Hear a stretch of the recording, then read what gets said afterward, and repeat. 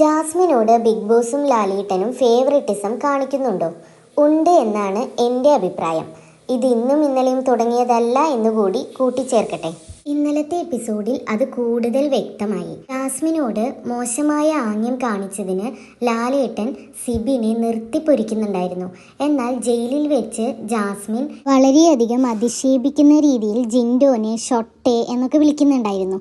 അതിനെപ്പറ്റി ഒരു വാക്ക് പോലും ലാലേട്ടൻ ചോദിച്ചില്ല. അതുപോലെ ജയിലിൽ വെച്ച് ജാസ്മിന് കൊടുത്ത പണിഷ്മെൻ്റാണ് മുത്തുകൾ കോർത്ത് മാലയുണ്ടാക്കാൻ. അതിൽ മേൽനോട്ടം വഹിക്കാനായി ജിൻഡോനോട് ബിഗ് ബോസ് പറഞ്ഞിരുന്നു. എന്നിട്ട് പോലും ജിൻഡോയുടെ അഭിപ്രായങ്ങൾ മുഖവിലക്കെടുക്കാൻ ജാസ്മിൻ തയ്യാറായില്ല.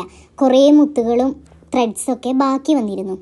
ഇതുകൂടാതെ ജിൻഡോ ജയിലിലുള്ളവർക്ക് ഫുഡ് കൊടുക്കാനായി ഡോറ് തുറന്നപ്പോൾ ഗബ്രി ജയിലിനുള്ളിലേക്ക് കയറി ജാസ്മിനെ കെട്ടിപ്പിടിച്ചു. ഇതെല്ലാം ചോദ്യം ചെയ്ത ജിൻഡോനെ ജാസ്മിൻ വീണ്ടും വീണ്ടും ആക്ഷേപിക്കുകയും പരിഹസിക്കുകയും ചെയ്തു.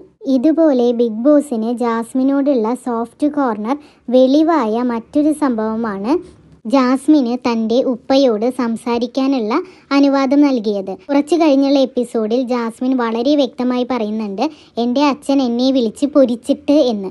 അതിലൂടെ വളരെ വ്യക്തമായി എല്ലാവർക്കും മനസ്സിലാവാവുന്നതാണ് ജാസ്മിനും ഉപ്പയും സംസാരിച്ചത് ജാസ്മിൻ്റെ ഉപ്പയുടെ ഹൃദ്രോഗത്തെ പറ്റിയല്ല എന്നുള്ളത്. അതുപോലെ തന്നെ ജാസ്മിൻ ചെരുപ്പിടാതെയാണ് വീടിനകത്ത് നടക്കുന്നത്. ബാത്റൂമിലും ടോയ്ലറ്റിലൊക്കെ പോകുമ്പോഴും ജാസ്മിൻ ചെരുപ്പിടുന്നില്ല.